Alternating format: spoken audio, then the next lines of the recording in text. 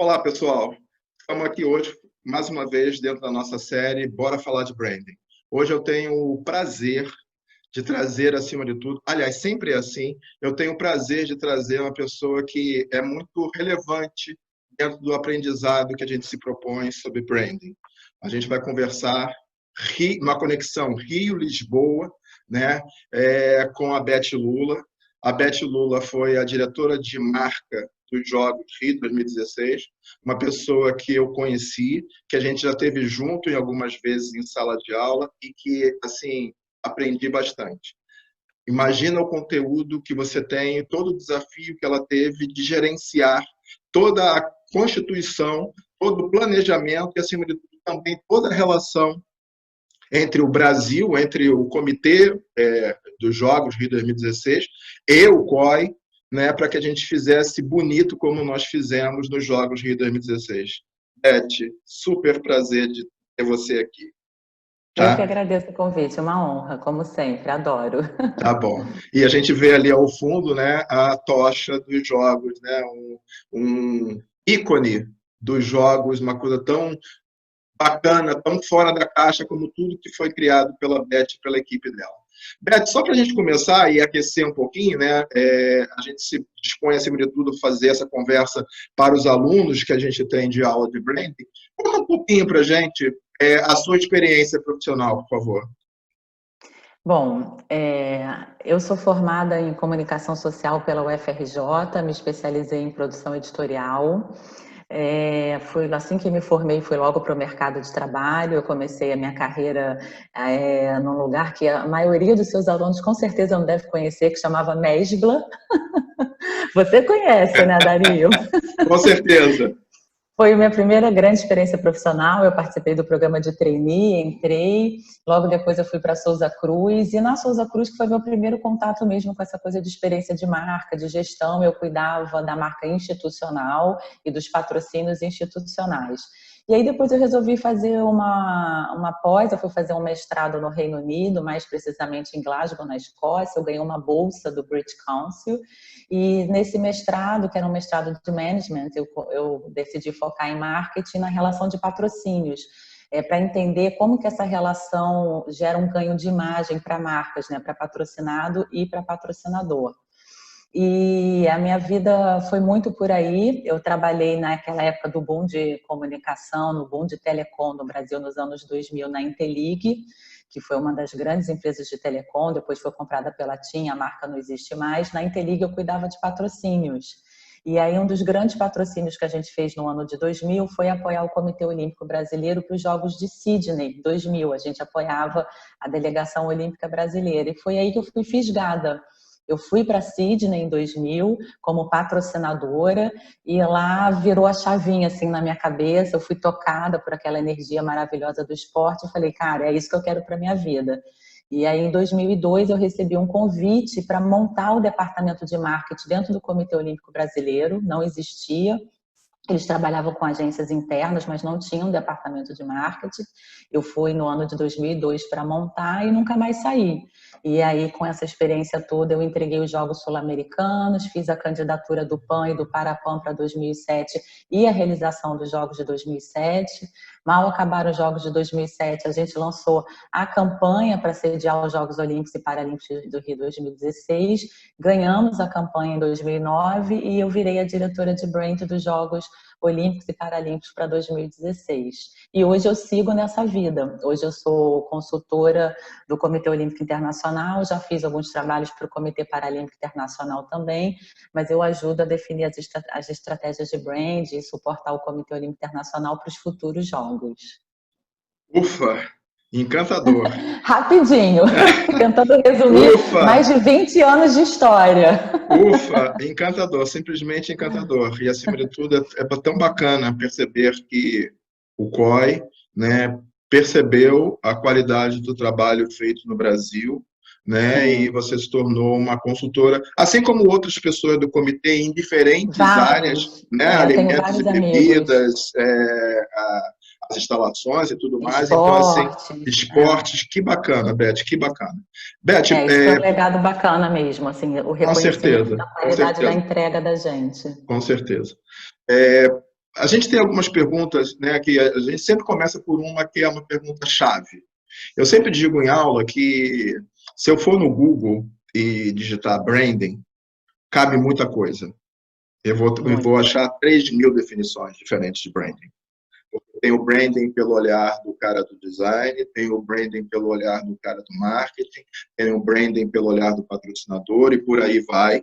Mas, na realidade, a gente está falando, acima de tudo, de uma relação de valor, uma relação estratégica entre aquela marca, aquela organização e seus públicos. Mas conta para a gente um pouquinho, né, como você, com toda essa experiência, como você vê a importância do branding para as organizações. Bom, o branding, antes de mais nada, é uma gestão de todas as estratégias de marca de uma empresa, né? Que o objetivo é óbvio, é tornar aquela marca mais desejada, mais conhecida, que ela seja relevante para as pessoas e esteja na cabeça delas na hora que elas forem fazer uma escolha. Mas eu acho que antes da gente falar de brand, era importante falar de marca, né? O que é uma marca, né? E é a mesma Claro. coisa, se você for no Google, você vai encontrar 1000 definições.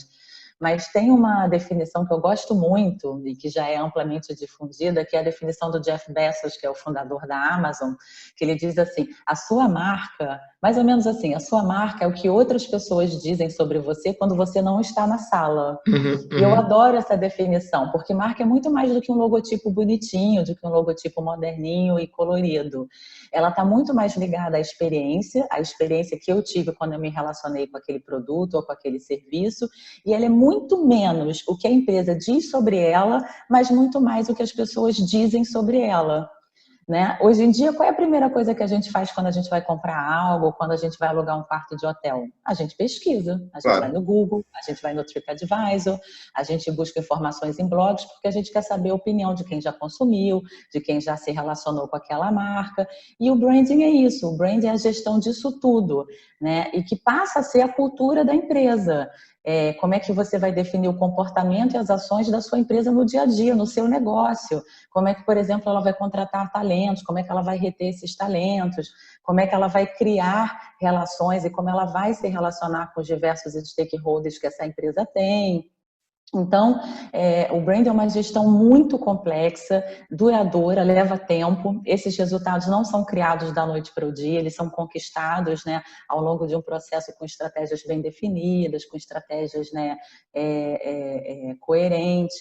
E essa é a importância do brand para empresas, para pessoas, porque hoje em dia, né, isso aí daria uma outra aula, né, pessoas são marcas, né, falando Uhum. dos influencers e tal.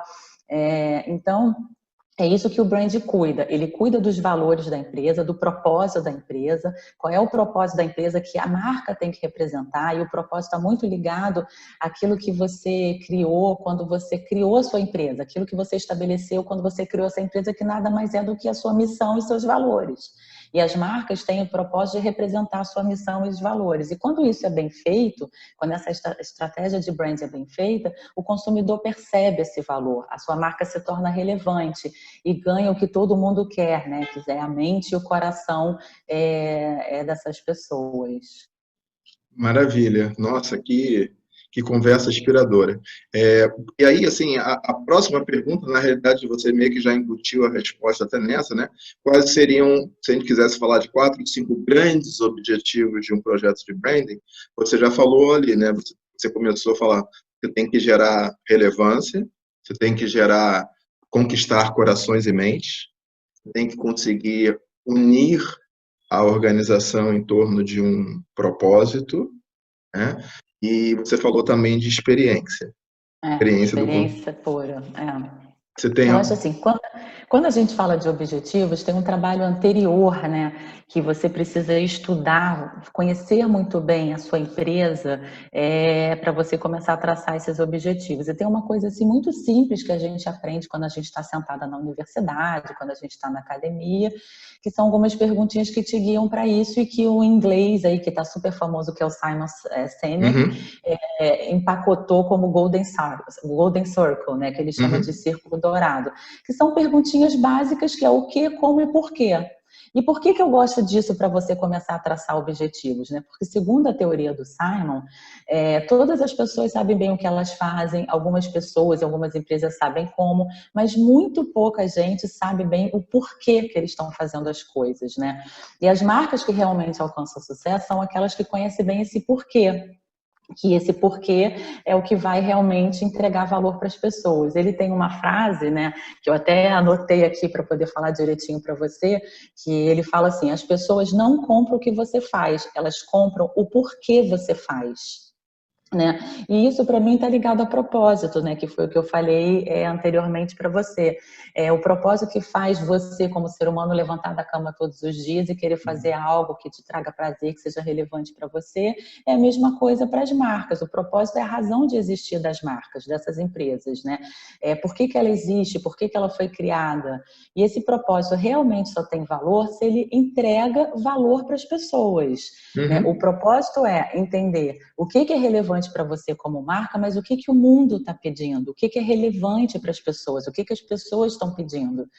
Né? E tem um termo que é a Box 1824, não sei se você conhece, é uma empresa de tendências, né, de pesquisa que tem em São Paulo e que fez alguns trabalhos conosco durante os jogos. Eles têm um termo que eles falam no inglês, é até difícil traduzir, de em purpose, que purpose é propósito na inglês, mas em purpose quer dizer propósito que empodera as pessoas, né?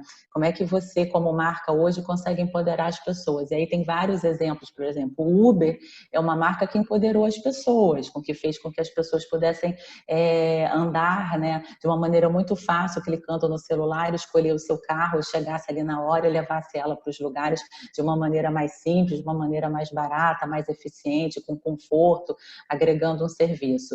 Então, isso passa pela experiência, que é o que eu falei anteriormente, e um bom projeto de marca começa com essas 3 perguntinhas básicas, na minha opinião, para traçar os objetivos, e o objetivo de definir qual é o propósito da sua empresa, que está ligado à sua promessa, como que você vai entregar isso, gerando uma experiência bacana nas pessoas e entregando valor para as pessoas.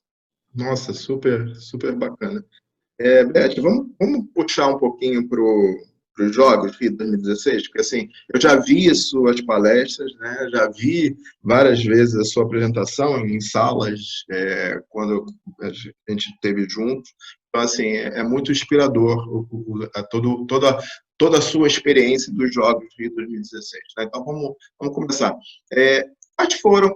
Você falou que tudo começou em 2002, se não me engano, pelo convite que você teve para ser gestora, se não me engano, né? Na linha do tempo, se não me engano, foi isso. Isso, gravou bem. Quais foram os principais desafios de gestão de um projeto, né, dessa magnitude? Se eu não me engano, eu participei, né, do comitê, não do comitê direto, mas como um dos patrocinadores, dos apoiadores de treinamento dos Jogos. Se eu não me engano, a marca olímpica é a marca não comercial mais valiosa do mundo, tá certo? Não é isso? Exatamente, é a marca não comercial mais valiosa do planeta Pois é, e que tem guardei, um viu? reconhecimento, que tem um reconhecimento enorme. Nas últimas pesquisas que o COI fez, ele sempre conduz, ela tem 96% de reconhecimento espontâneo, ou seja, quando você mostra os anéis, espontaneamente as pessoas falam, é a marca olímpica. 96% é uma coisa absurda, né? É Nossa. muito reconhecida.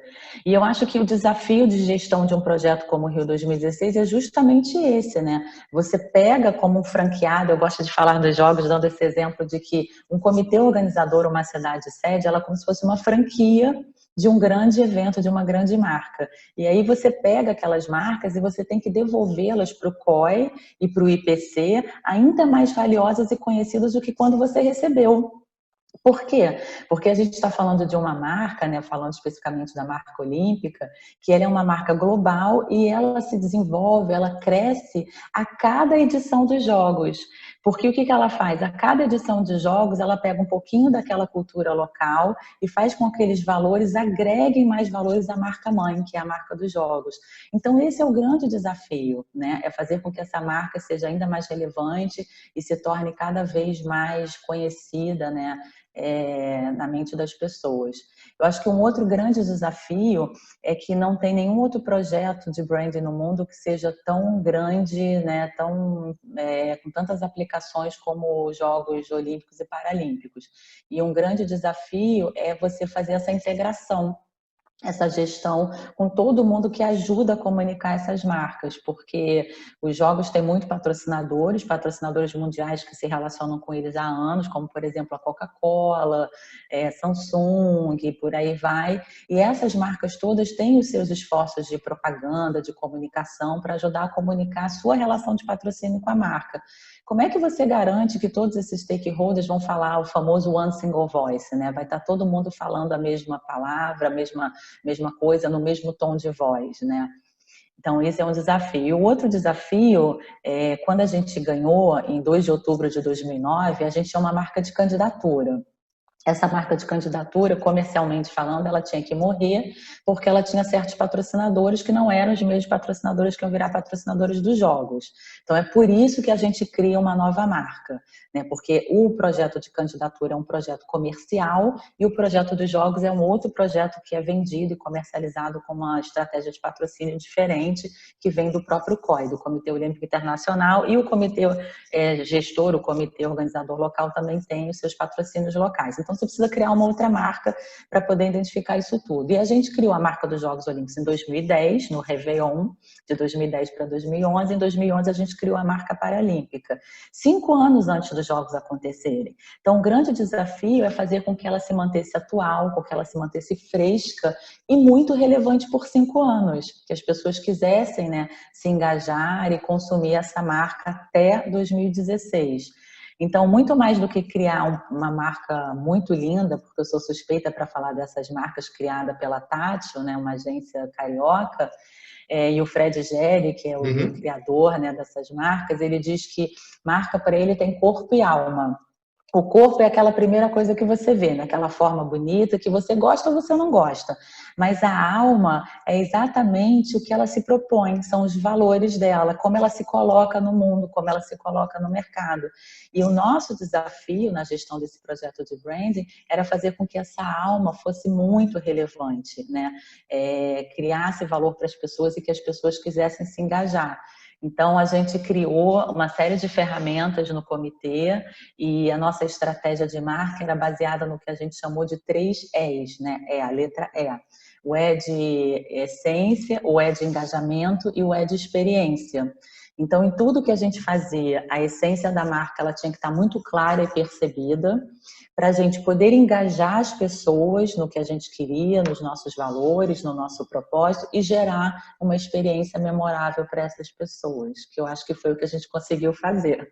Não, com certeza, absoluta certeza. E aí, só lembrando, Beth, para quem está assistindo a gente, você falou aí sobre os patrocinadores, né? Porque que você tem uma marca antes da candidatura e depois a marca dos jogos, tudo.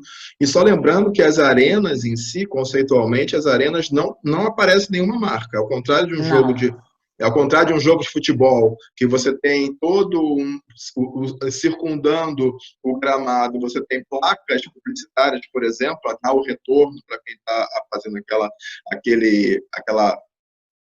talvez eu possa chamar de merchandising, ou aquela publicidade. Nos jogos, não, é uma arena completamente limpa.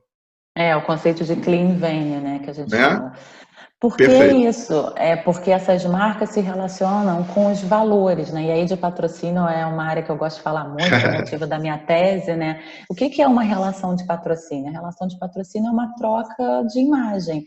O que aquela empresa busca quando ela vai patrocinar um evento, uma pessoa, seja o que for, ela busca atributos de marca que a marca dela por si só não tem, ou por ser uma característica do seu produto, do seu negócio. Então, quando essas marcas se relacionam com os Jogos Olímpicos e com os Jogos Paralímpicos, ela está se relacionando com valores universais, com valores humanos universais que transcendem qualquer coisa, né? Os Jogos falam de respeito, de amizade, de excelência, né? Tudo que uma marca quer. Então, ela se relaciona com isso, né? Com essa força maravilhosa que o esporte tem. E aí, para isso, você vê como é tão importante, como é tão bacana, como é tão forte. Essas empresas pagam milhões e milhões de dólares para se associarem, renovam seus contratos por um período muito maior do que de um jogo só, de uma edição de jogo só, né? Se relacionam por várias edições, mesmo não tendo a sua projeção de marca em arena ou visibilidade, né, de mídia, como é uma coisa mais comum que todo mundo quer, justamente porque ela se relaciona com algo muito maior. E esse é o conceito dos Jogos Olímpicos. Os Jogos Paralímpicos já é um pouco diferente, porque, voltando lá um pouquinho à sua pergunta do desafio, a gente também tinha um desafio de fazer toda essa gestão de brand de marcas que estavam em níveis de maturidade muito diferentes. Os Jogos Olímpicos existem há mais de um século, isso falando da era moderna dos Jogos. Né? Os Jogos vêm lá, né, da antiguidade, da Grécia, mas desde o momento que o barão Pierre de Coubertin recriou os Jogos, a gente está falando um pouco mais de um século. E os Jogos Paralímpicos, ele é uma marca muito mais jovem, né? Muito mais jovem. Nos Jogos Olímpicos do Rio, ela estava na 15ª edição, enquanto os Jogos Olímpicos estavam na 30ª, tá na 31ª, eu acho. Então, a gente também tinha esse desafio. E aí, por os Jogos Paralímpicos ser uma marca com nível de maturidade um pouco mais diferente, aí sim você não tem um conceito de clean venue. Ainda infelizmente, eu espero que isso mude, né, em breve, mas ainda é relevante para essas empresas entenderem valor para se associar com os Jogos Paralímpicos, elas têm as marcas expostas na arena. Então, nos Jogos Paralímpicos, diferentemente, você tem esse merchandising, você tem as marcas, o que gerava um outro desafio para a gente, que é no intervalo de 2 semanas ter que revestir, vestir de novo todas as arenas, né? Verdade, verdade. Tinha que trocar tudo. Mas fazendo uma analogia do que você falou, né, de que como do conceito da franquia que você recebe e tem que devolver melhor, assim, com certeza, olhando de cá, né, assim, a gente, vou usar uma expressão que está muito em voga no Brasil, que assim, vocês entregaram os Jogos Paralímpicos em um outro patamar. Né? A gente levantou a barra, com certeza. Né? Vocês conseguiram colocar os Jogos Paralímpicos numa outra dimensão, o que é povo super relevante para a gente. Beth, eu fico pensando assim, um outro desafio deve ser assim, né? Por exemplo, eu sou carioca, fui com a minha família nas arenas, assistir diferentes modalidades, assistir vôlei, assistir basquete, né? Mas tem uma pessoa que está do outro lado do mundo, em Tóquio, por exemplo, só para a gente já falar de onde pode vir a ser os próximos jogos, né? A pessoa está do outro lado e ela tem um outro nível de experiência. Ela está ali sentada no seu sofá assistindo. Como é que vocês pensavam nessas experiências da pessoa que vai assistir, qualquer que seja o tipo de esporte, natação, atletismo, futebol, aquela que está assistindo de casa?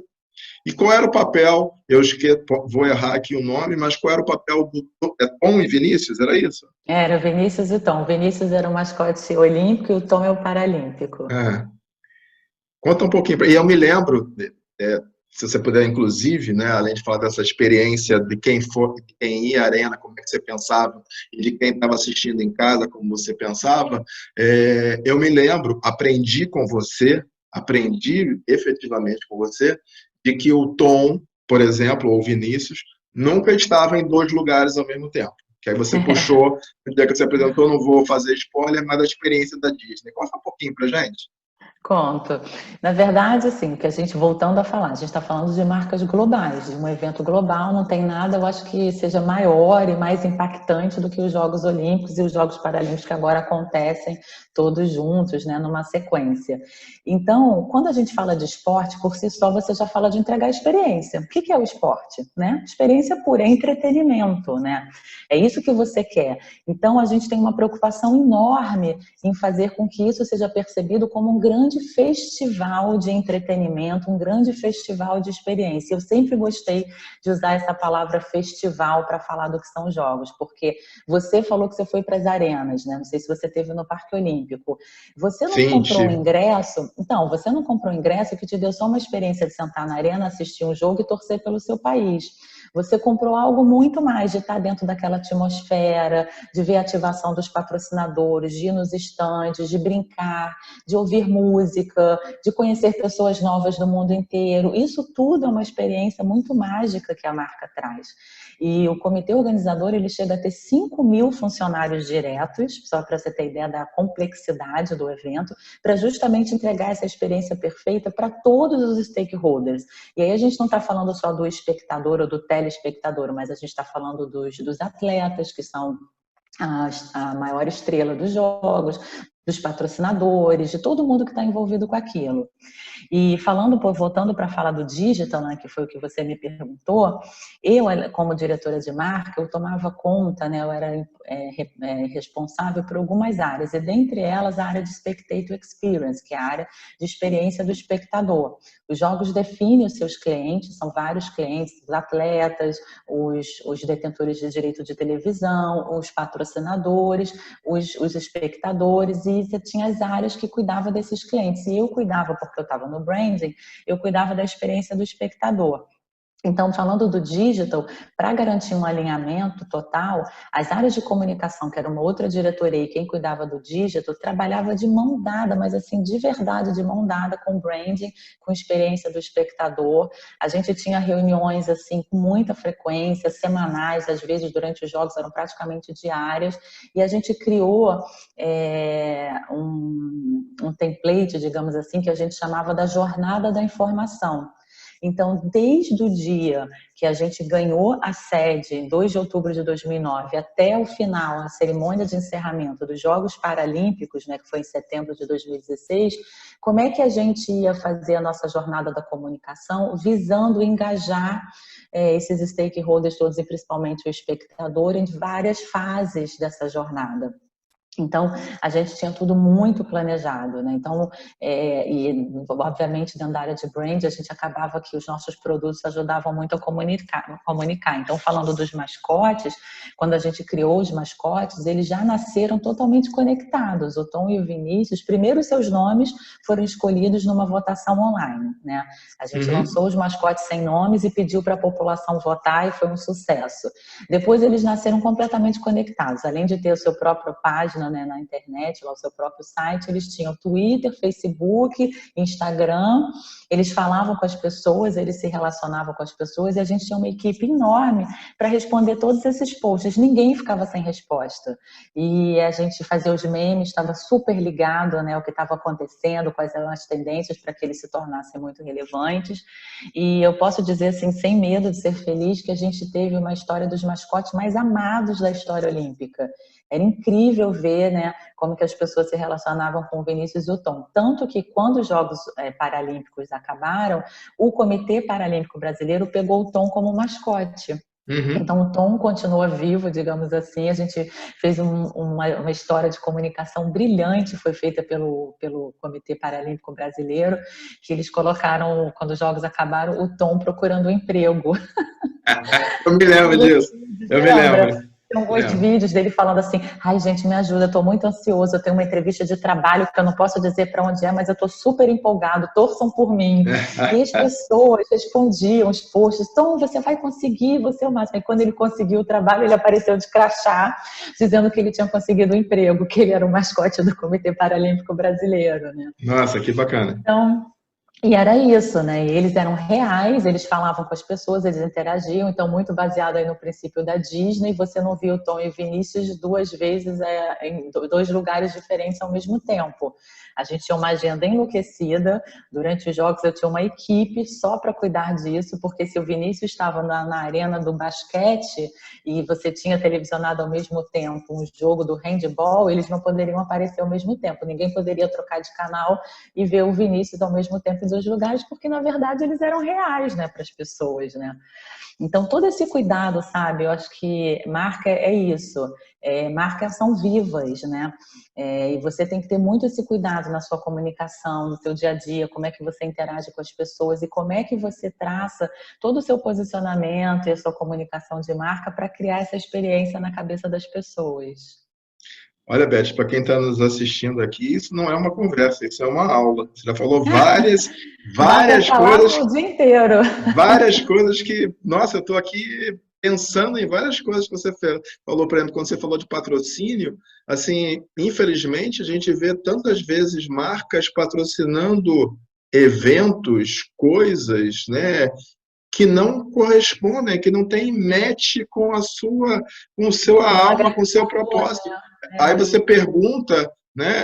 É porque eu tinha que fazer porque o preço era bacana, ou porque eu tinha que barrar a entrada do meu concorrente, mas não tem match, não gera É, relevância, não gera significado para aquela marca, né?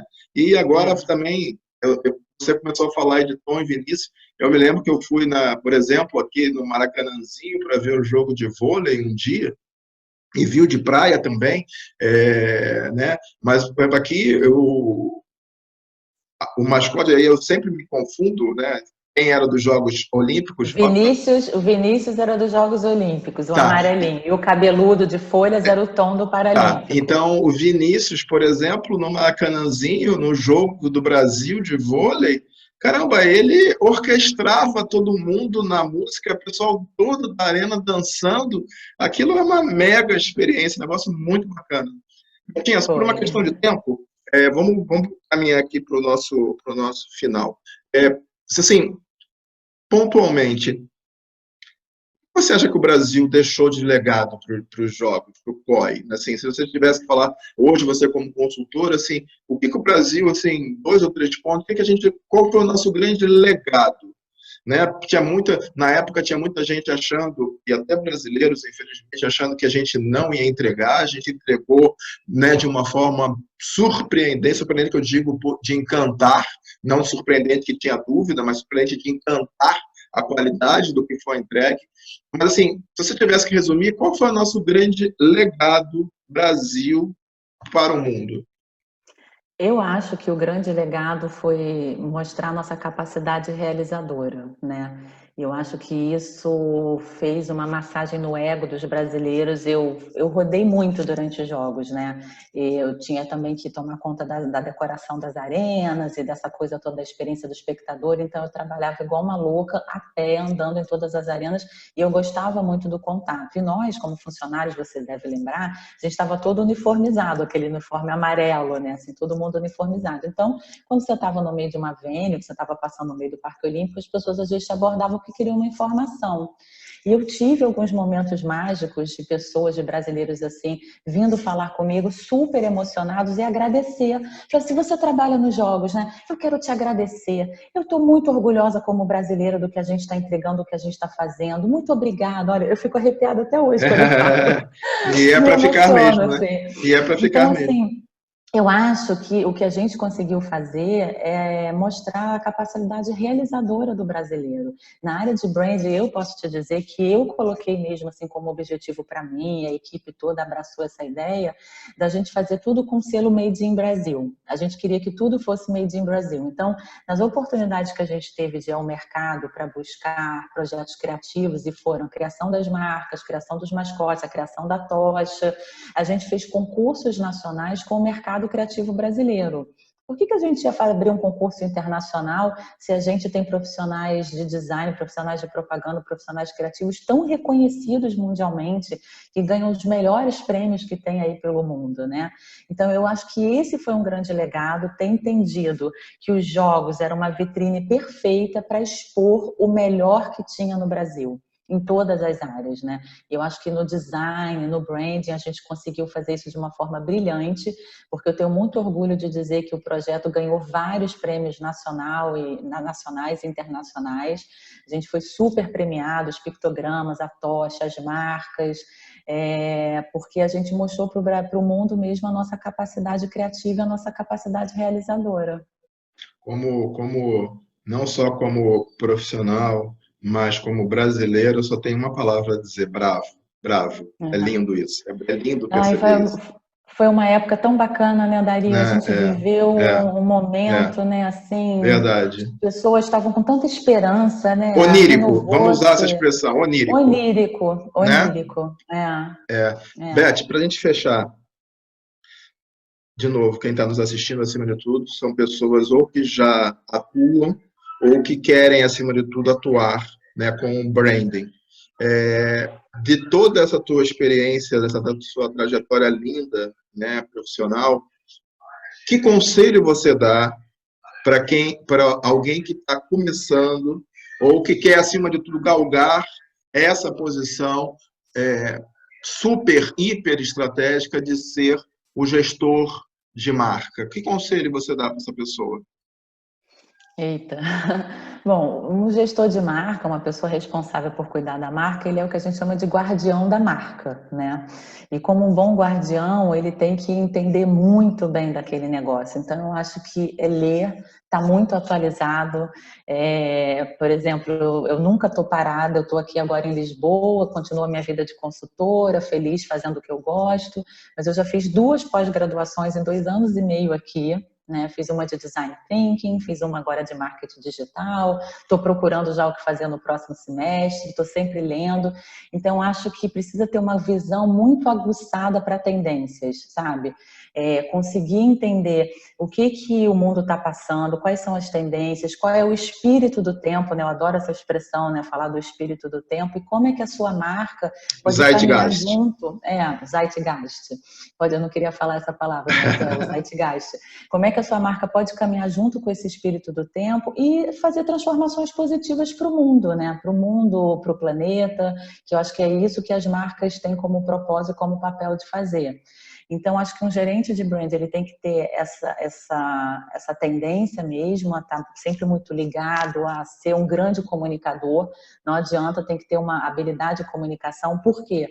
Porque você se relaciona com muitos stakeholders diferentes. Então, eu posso dizer que como diretora de marca dentro dos Jogos Olímpicos, eu entregava serviços, vamos dizer assim, para todas as outras áreas funcionais. Então, eu tinha que me relacionar sempre com o jurídico, por exemplo. Então, eu tinha que entender de proteção à marca, eu tinha que entender de propriedade intelectual, não a fundo como advogado, claro, eu sempre tinha os colegas para me ajudarem, mas eu tinha que saber discutir isso. Eu tinha que falar muito com o meu comercial, porque ele que vendia os projetos. Então, por exemplo, quando esteve o revezamento da tocha, o revezamento da tocha é um projeto, um produto vendido. E eu, como criando a marca da tocha e todo o brand desse revezamento, o que eu tinha que fazer para que esse programa fosse muito atraente para que a área comercial conseguisse vender e ter, né, uma receita em cima disso. Então, esse gestor ele tem que ser uma pessoa muito comunicativa, porque ele tem que defender as suas ideias, ele tem que aprovar aquele projeto, aquela marca, aquela campanha com o board da empresa, né, com o presidente da empresa. Então, ele tem que ter uma capacidade assim, de argumentos muito boa, né? Tem que saber argumentar, tem que saber se vender. E tem que ter também, como um bom gestor de projeto, de qualquer projeto, um domínio analítico, né? Se possível, até matemática, eu diria, né? Tem que entender das métricas, quais são os KPIs, tem que entender de pesquisa. Se você encomenda uma pesquisa, e eu também no começo, eu implantei a área de Market Intelligence dentro do Rio 2016. Então, todo mundo adora gastar dinheiro com pesquisa, é o máximo, né? Mas o que adianta se você não sabe interpretar aqueles resultados, não sabe interpretar aqueles números a favor do seu negócio, né? Então, acho que Perfeito, resumindo é perfeito, isso. perfeito isso, né? E assim, né, profissionalmente a gente fala muito sobre isso, de construir indicadores de percepção da marca, de reputação da organização, porque cada vez mais nós, como profissionais, somos demandados a conseguir comprovar com fatos e dados o retorno das nossas ações, ou o porquê das nossas ações. Eu estou vendo aqui um gap, eu estou vendo uma fragilidade, preciso fazer essa ação, ou, pelo contrário, preciso tomar essa oportunidade para a gente, né? E cada vez mais somos demandados, a nossa profissão, né? Se a gente pegar no grande guarda-chuva, a comunicação e marketing, de conseguir comprovar com fatos e dados a eficácia do que a gente está fazendo. Desculpa? Tem resultados, né? Você tem que mostrar resultados. Resultado. Beth, nossa, Primeiro, assim, Uhum. né? Super obrigado pela sua disponibilidade. Depois, Imagina. nossa, é uma conversa encantadora e enriquecedora. Eu acho que a gente tem a oportunidade de escutar de alguém que teve toda essa experiência que você teve, trazer isso para as pessoas conhecerem um pouco mais. E a gente fica daqui torcendo também para que você, agora, como consultora do COI, esteja cada vez mais brilhando e levando, de alguma maneira, a imagem, o pensamento, a brasilidade para todos os jogos, né? Então, Ah, assim, com certeza. O jeitinho brasileiro, no bom sentido, e é no uma bom marca, sentido. no bom sentido, né? Eu acho ruim o modo como a gente estereotipou essa frase, mas o nosso jeitinho brasileiro é o jeitinho que está ligado para mim, à criatividade, ao saber fazer, ao ser desenrolado. Eu acho que isso é uma grande qualidade assim do profissional brasileiro e que a gente seja cada vez mais valorizado por isso. Beth, mais uma vez, muito obrigado por tudo, tá? E, assim, Obrigada. super, super prazer de ter você aqui.